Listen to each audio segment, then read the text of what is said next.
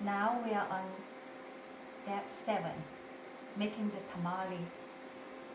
The corn husk, we use the smooth side and spread the dough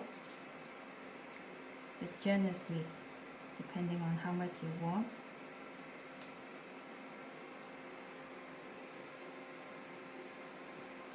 And we're going to, this is the pork, let's add the pork just like this, and this is the part we fold it,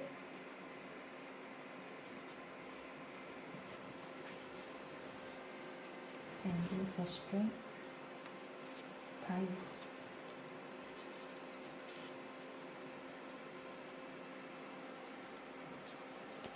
And this one. And I'm going to do another one. So the smooth side is this part.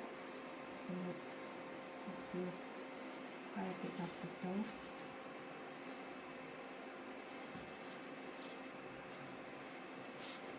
And spread out.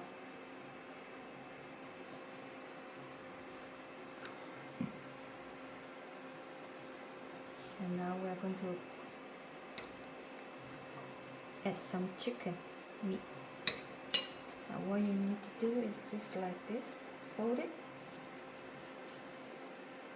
and that's it, and tie it.